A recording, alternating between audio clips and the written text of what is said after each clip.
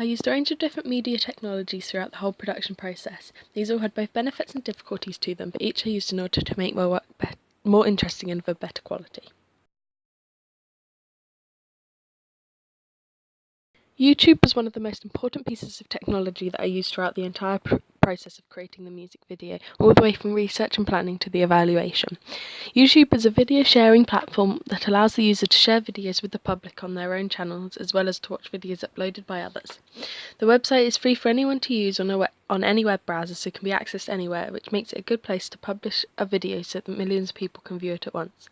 This means that when videos from YouTube are embedded in other websites such as EduBlogs and Prezi, they can be opened and played without the viewer having to pay to watch them.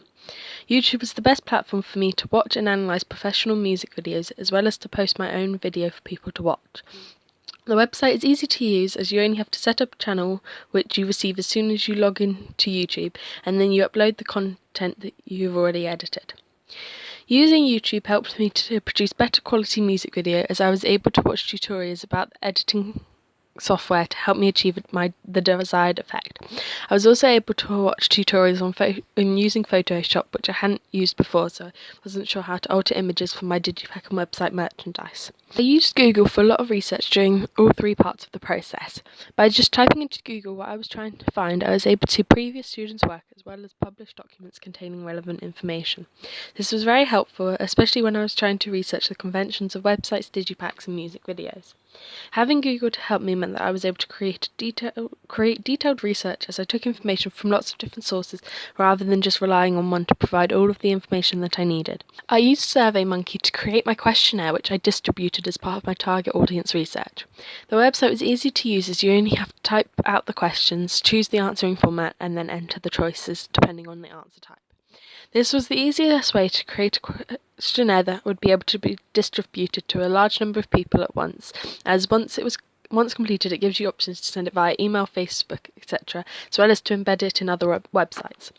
This feature meant that I could send the email link to every one of my target audience group in one go rather than having to use lots of different platforms. The website also provided graphs and tables of the results for each question that I was able to use to compare how people were responding and how many people of each gender and age had responded to the questionnaire. There is, however, a rather large disadvantage to using SurveyMonkey. Because there is a free version and a paid version, the free version doesn't have all of the features necessary to make a professional and comprehensive questionnaire. The free version only lets you create 10 questions per survey. This meant that I had to be very concise with the questions that I asked, so that they would give me the most helpful answers in terms of finding out what my target audience wanted from the music video. The piece of presentation software that I use throughout the entire process is EduBlogs. This is a fully customizable WordPress platform that allows anyone to publish a blog.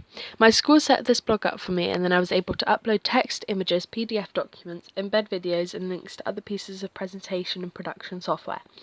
The website is easy to use and edit, so I was able to present it in the way that I wanted. However, I faced quite a few problems using this piece of software.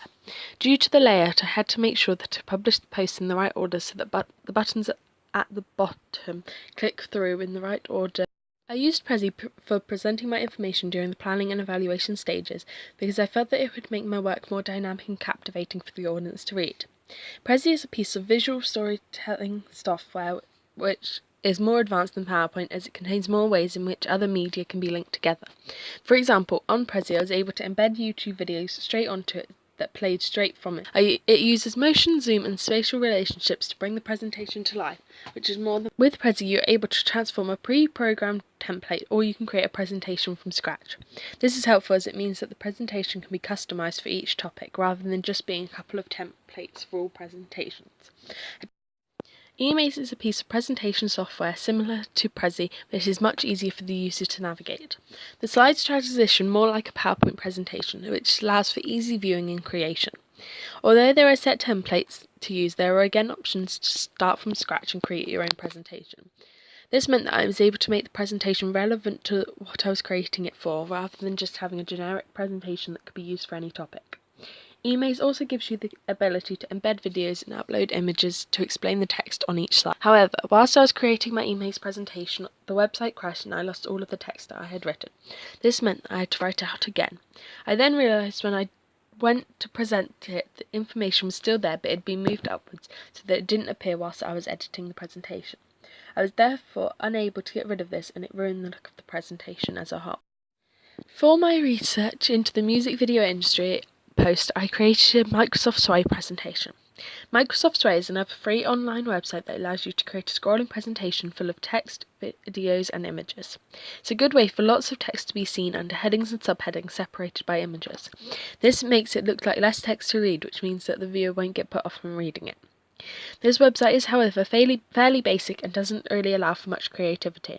There is a set template to follow, which can be altered in terms of the order of information, but the way in which the information is presented can't be changed. I only recently used SlideShare as a way of presenting information. It uses uploaded Word documents and PowerPoint presentations to create a presentation that can be scrolled through a page at a time. This is helpful as it means that the information is read in chunks that aren't too long to read in one go. I decided to use a digital camera to film my music video rather than a phone, as I knew that the camera would provide a better quality video. This meant that I was able to alter the focus on the camera during the filming of each shot intentionally, so that I gained the effect that I wanted, that looked professional and not like an amateur production. To edit my music video, I used a piece of software called Cyberlink Power Director 13, which is installed on the PCs at my school. The software is easy to use, and because of the tools on it, I was able to edit both my film clips and the backing music to fit perfectly together. Having already used this software at AS and during the prelim task, I knew how to use most of the features that I needed, such as the matching to the beat and keyframe features. However, due to the complexity involved in making a professional music video, I had to watch a couple of YouTube tutorials to figure out how to edit certain parts which I hadn't filmed the way that I needed.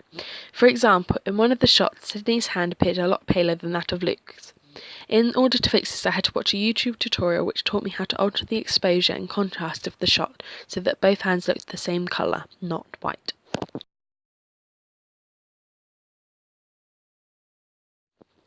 In order to create the website for my artist, I used a free website building site called Wix, which enables anyone to create a professional-looking website.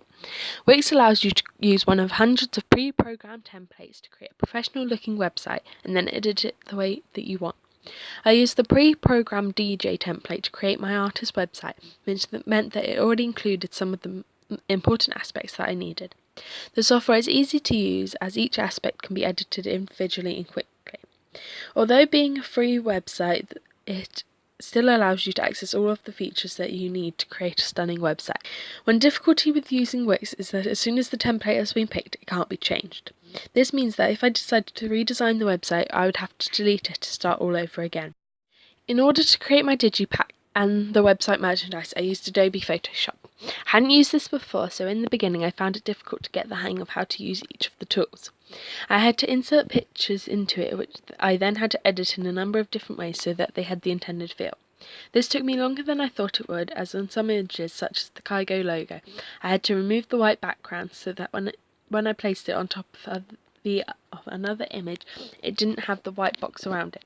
I wasn't able to do this for some of the images, such as the record label symbols, as I didn't have the skills in order to do this and still make it look professional. If I was able, I would have liked to remove them, but I struggled to figure out how to do this on the software, even after watching numerous YouTube videos.